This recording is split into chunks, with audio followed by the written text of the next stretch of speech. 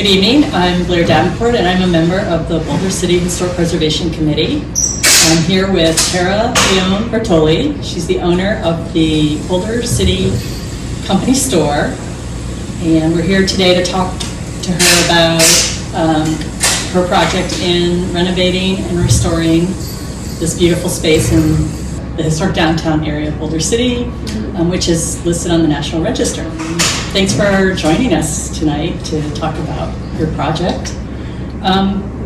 Give us a little history, or give us a history about this property, this building. And when was it built? Was there anyone notable, perhaps, that worked here or built it, or anything you want to tell us? Okay. Well, the original building was a 1931 property. It was this whole property, all four walls that surround it, to that back wall, where it says exit there, was the original back wall. Roy Fairbanks built it, and this was actually his second location. And who was Roy Fairbanks? He owned the men's store. Okay. And this building remained the men's store, and it was a place where the men could come and buy all their Sunday's best, is what I call it. But they could also get jeans and shoes and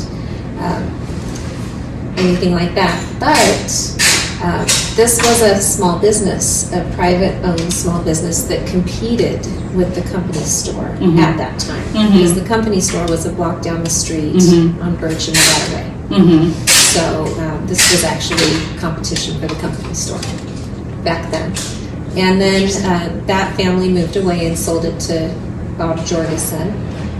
And the Jorgensen family continued to keep it a men's clothing store up way through. I went to school here in the 70s and 80s, and it was Jorgensen's the whole time. Has anybody just kind of come off the street to look inside, or that have recollections, or yes, when? Like, does that happen? Yes, I've had some pretty old men wobble in with their canes and remember getting their hair cut in what became barber shop over here. Originally, it was a storage room for the men's store, and then the Jorgensens, when it was Fairbanks, it was just storage, but then the Jorgensens sublet it, and it became many things over here where the coffee shop area is. Okay. It was a beauty salon, and after it was a barber shop. It was a jewelry store. It actually was a place that sold coffee and tea leaves at one point, and now I sell coffee and tea. Oh, so cool. It's gone through a whole gamut of things. The old man said he got his hair cut here, and then his mom, he said the ugliest shirt he ever remembers owning, he got here when the sales would happen. Fairbanks would have a sale, and people would wrap around the corner, and his mom would make him stand in line for hours to come in and get the sale shirts. And by the time they came in, he had this yellow polka dot shirt that his mom bought for him, and he was forced to wear it, and it was like one of the worst memories he ever had. It was funny what this old man remembered about the store. Then I have people closer to my age that remember buying their ruffle tuxes here for prom and homecoming, and just many men just remember buying their nice clothing here. Okay. When we removed the layers of the flooring right there at the entrance, because now that is back to the original entrance, there was a 3x3 piece of tile, and the tile that was used for Jorgensen's men's store was made of asbestos, and we had to have asbestos removal. But it was a 3x3 like burgundy piece of tile with a top hat. It was a black top hat, a cane rising up over it, and two men's black gloves crossing over each other. Very formal. Sure. And it was at the foot entrance of the doors. But it was the men's store logo. And it lasted 50 years. So you mentioned that did you purchase the property in 2018 and then start immediately working on, like, what brought you to buy this place, and what were your plans for not only for your business, but how you wanted to, I guess, pay homage or, restore it to its historic period? For this next phase of my life, I wanted to have a local business for my son to grow up here. Mm-hmm. And I wanted to be downtown, and I have an historic home, and I had already restored 2 other historic homes, and I'm kind of been in the groove already of it. And so I'm very interested in preservation and the history here, because I've grown up here since 1977. Okay. So moved here when I was 5. Okay. Like right for kindergarten. So it's where I call home. Mm-hmm. And I think it's important that people my age and younger remember why we're here, and what the town was meant to be, and how interesting the town really is from a historical point of view, government-wise, what the government decided to do here. And anyway, it's really interesting and beautiful because of the architecture involved in making the town. So that's what I've done with the logo is the script, and the other images are fonts and ideas that we currently have based on the old newspaper articles. I love the colors, like you said, are very local, deserty. But I love it's industrial, but it's not cold. It's very warm and inviting. You've Yes, done a wonderful and that's, job. you're describing Hoover Dam also. Yes, you're And right. also the winged figures, I wanted to kind of glamorize Boulder City in a way and reintroduce the winged figures of the Republic in a way that people would be able to kind of get to know them again. Yeah. Because they kind of got lost for a while until it was reintroduced over the entrance of the historic district. And then I'm kind of telling the story here when people come in, and it's on one of my t-shirts what the 4 points are about it, and what it means, and how they're forever protecting what Hoover Dam provides America, because they're You should seated. say, what is that story? So, I mean, do you know the whole story of the winged figures? They're 30 feet tall. They were dedicated in 1935, the dedication ceremony. They're made of bronze. The wings are pointed upward too because we were coming out of the Depression at that time, and it's for the upward aspiration of America. So we were pointed upward there at that time. And the muscularity of the angel is to represent the men, because they were just superhuman. What they were doing at that time in those conditions were more than any man could endure, and it was incredible. And they did it under time and under budget, right? Right. And then the male head is to signify the architects and engineers that also contributed to the project. Okay. And then the fact that they're sitting down is a major difference when you think of an angel. They're usually flying, but these are seated angels and they're guards. They're guardian angels. Oh. So they're protecting the dam. Oh, wow. Yeah, so. And they are Very patriotic. Are they in the vicinity, or like where that mosaic of the universe or Yes, the galaxy it is? mhm. Okay. And all the Sagittarius and Virgo and all the signs of, what are those called? The zodiac. Zodiac Okay. signs, yes. All right. And that's all, like the certain time of day of the dedication is written in the stars on the ground, and yeah. And I love the terrazzo that they use for Oh, I love that. the colors. Or Yeah, I was hoping when I ripped up the floor, I would find terrazzo on there, yeah. I love terrazzo. But I have authentic Lake Mead sand. It's Is what we have beautiful. here. Well, and I love how you polished it, and you can see the different colors and imperfections, and I think it's gorgeous. Same with the walls. I did have to remove some of the history of the wall, though, for the health department. It was hairy. It was raw, untouched for all 80 years. It had 2 layers of wall in front of it that we removed, and it was felt like an elephant because it had what they call binders. Oh, It was mixed. true hair binder? It was a combo of horsehair and rope. Yeah. Oh, rope. I've Mhm. never knew that they combine them. I've seen plaster with one or the other, but not together. Neat. Yeah.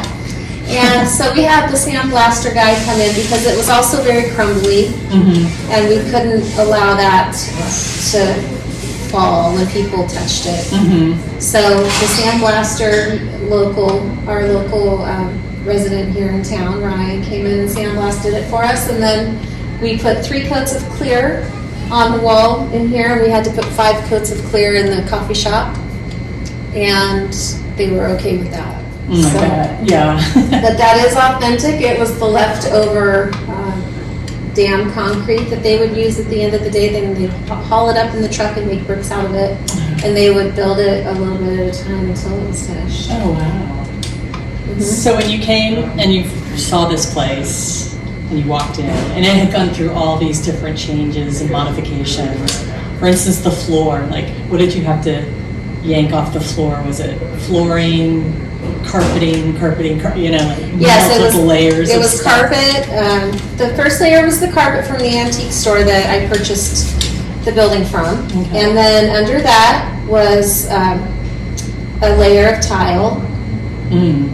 And then under that we had 4 layers of linoleum. Now you mentioned when you bought this place, the windows, the display windows? were Yes, not- that was all removed. All the windows were removed. The door was removed. They built a new door out by the sidewalk in line with the coffee shop door. But these doors right here on either side, the entrances into the showcase windows, are still the original doors from 1931, and they haven't been changed. When you open them, you can still see the cutout to get into the showcase windows has been untouched all these years, and those are still the cutouts I'm using to crawl in. And, It's funny you call your next door neighbor is currently the backstop test. But it was originally called Herbs. Herbs. A lot of people here in town still call it that, apparently. Yes. That's funny. So that was fun to find, and I also have a jacket. Someone gave me a sports jacket, like a satin one, Oh, with yeah. the stretchy neck on it and a zipper that says Herb's Tavern on it. Oh, And yeah, that's a find. they want me to put it in the showcase window. And I was gonna do it when the Historic Preservation Day was gonna Oh. be here for the 60s Day. Yeah, But then that got canceled. yeah. So I was gonna hang it in the window Mhm. for Kurt, because I have windows. Yeah. You know, it would have been fun. Yeah. Yeah. So, see, you remove the ceiling so you can see the ceiling or the roof frame, which is gorgeous. Oh, You also have these isn't it beautiful? wonderful skylights. Yes, the skylights. I have 36 original windows that have the chicken wire sewn into them, you know, for safety. safety, Yes. Did they ever open, or they were just strictly skylights? I don't know, because I haven't tampered with them. I don't want to cause a leak. Yeah. Yeah. But the skylights were fun to find. I really enjoyed finding the chimney over there that was a remainder from the pot-bellied stove that used to heat this room up when it was the department store room for Roy Fairbanks. And getting back to why I did this was because all these years, the only way you could really have anything that said Boulder City on it is if you played a sport in high school, or went to art in the park, or attended some major event, you know. I just thought this idea with the bringing back the revival of the coffee store was a genuine revival idea for the town, and you know, generate some curiosity. And the old Hoover Dam families, people that have died and their families have been bringing me these things to put in my windows. Oh, cool. That collectors have been drooling over, you know, and I'm just like, no, you can't have it. And the Connie Ferraro collection, like those are going to her children, but she's happily letting me put them in my window right now. Okay. And I have people that are like, give them back to me, but for now you can have them, you know. Neat. So, like the generator room lamps are in my windows, and they look like pumpkins right now. From Joe Paul. I've seen those. He Those gave are me amazing. 3. Those are Joe's. And once again, they go back to him that I'm having fun with them. Mhm. And I put a picture of the generator room next to them, and you can see the lamps. They look like this, but they're this big, you know. But they look like this in the generator room. It's just amazing when you look at the scale, and people relate them, and it's just kind of cool. It's so And the nuts and bolts from the those nuts and bolts on that side of the window are from when the water goes through the generator to make the energy and comes out into the Colorado River. The holes that they come out of, that is the nut and bolt that holds the tunnel that the water goes through. Oh, wow. That's how big the nuts and bolts are that go around the edge of the tunnel. So that's kind of a thing like that. You know, I just think it's cool to be able to talk to the people that come here. Yeah. Those are the things I talk about. I wanted to mention too that we have a beautiful 1928 Desoto sedan in the middle of the showroom. We brought it in before the doors and windows were on. Oh, wow. And it can't get out. But it was the original first run of those cars. It's the first year they were made, and it got registered here in Nevada in 1929. And it has a bullet hole in the window, and I say it survived the Wild West. So where did you find it? My dad and John Bletch, a former mayor's husband, Big John Towie here in Boulder, they found it together and brought it here in 1983. And it stayed in storage until my store opened. It was at Jim Breeden's yard, actually. And Jim Breeden helped us get new tires on it, and it kind of rolled itself in here and to its new place. Now it's in its glory.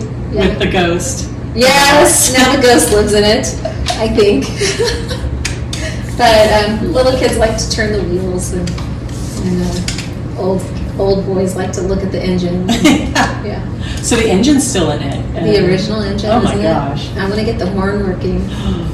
Yeah. I wonder what that would sound like. It'd be one of those bugle horns. Wah-ha, wah-ha. I can't do it. I'm not good at impressions. But So, you know what we didn't talk about is what was the company store historically? Okay. The company store was the store that the U.S. government put up for all the needs of the town. All 5,000 workers and their families. They could actually have a credit, like if they weren't getting paid, if they ran out of money, they could have store credit even. And they could cash their check at the company store. They could also cash it at other company locations, like the postal, like they could go to the post office, they could go to the mess hall, like any company location where they could exchange money, they could cash their check out. And they would get the script, where the U.S. Treasury actually made Boulder City money in a way to collect every dime that they gave to these workers. And a lot of the old guys that come in here from the East Coast say, "Oh yeah, just like the mining towns, just like the mining towns." I hear that a lot. Yeah. But if you're familiar with mining towns, then you would know. And it was like that. So they sell everything from nice dresses to cabbage, to magazines, to luggage, to makeup, to flour. To, it was the biggest department store in Nevada at that time. They sold 25,000 items in the store, and it was the largest building in the town also. Okay. Now I understand that you had an architect help you. Yes, and he used to be on the was? Historic Preservation Committee, Alan Stromberg. And he's done some wonderful things here in town as far as preserving historic properties and restoring properties appropriately? Were you, did he have any specific suggestions for you or ideas or? Well, we actually met in the, at City Hall, and we just went straight to the 525 folder, to this address folder, and we went all the way back to the original architect drawing and just used that. Oh, okay. It was a pretty easy one. So City Hall has all the original drawings and. You can go back to the folders and just, they're public access. Good, okay. Yeah.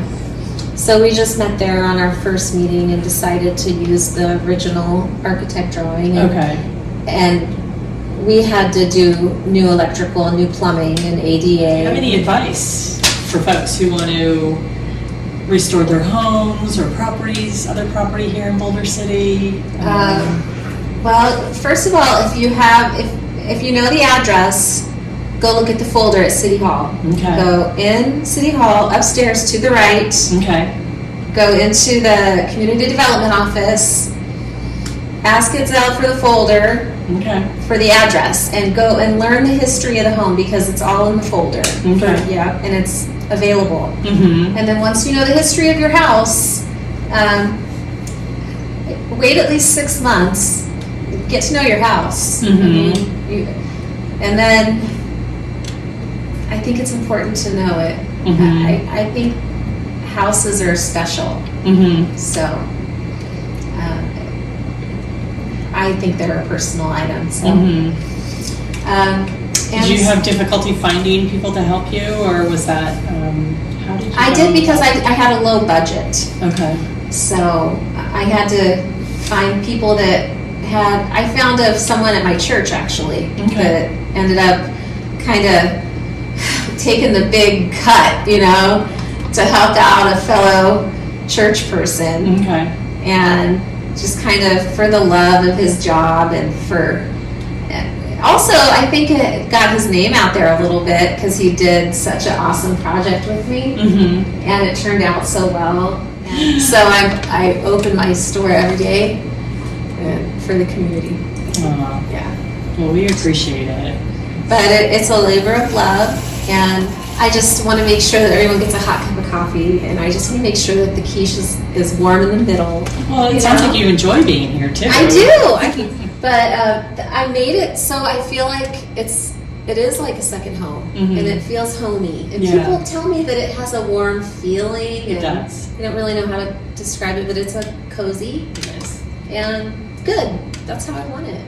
Yeah. You nailed it. Okay. That's good.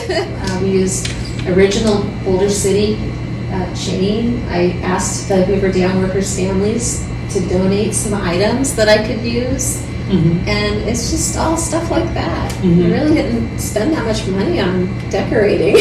It shows you that, good quality construction, design transcends time, right? So something from the 1930s, if it was well built and designed, is still standing and still relevant today, and you totally embrace that, and it's wonderful.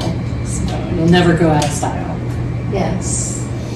Thank you so much. You're welcome. For talking to us and sharing your story, and we completely wish you the best of luck. Thank you. We are going to keep on chugging right along. I even have a train whistle. Yes. To promote the train station. I can't wait for the new train station. I know. I saw a car, like at the intersection, near the intersection. I saw it as a new sign on it. Yes, very cool. Yeah, I think Boulder City is moving right along. Yeah. I think that it's a good time for Boulder City. Yeah. Good things are happening here. I'm proud to be right in the center of the downtown area. So, yes, we're not going to be making too many changes right here. We're going to just keep it steady and keep promoting Boulder City brand. Yeah. And just going with each season, yes. Yeah. Boulder City and coffee. Yeah. And we have the Carl's Donuts and pastries. So I don't know, I might introduce some sandwiches, and down the road I might have an alley. Might have the alley open up in the back. Cool. The The patio that I have out front, Mm-hmm. I can also put one out back Oh. with easement. Oh, okay. Yeah, I'll get an easement for that. But those are things I have up my sleeve. Good. So. So much more to do. Yes. Still on your list. Uh-huh. Well, thank you again Yes. for talking with us. And I'm proud to be part of Historic Preservation Month. So. yes, it's a Always little weird and different this year thanks to COVID, but we're persevering and. Yeah, I wonder what next year will bring. We'll see. Huh? I know. I think next year will bring a whole lot of people going nuts to do a whole bunch of stuff. Hopefully, if COVID goes away, we'll have a big festival. Well, always include me. This Of can course. be where the party starts. Yes. Yes. Yes, we do. Definitely want to continue that. Bye, everybody. Bye. Thanks for listening.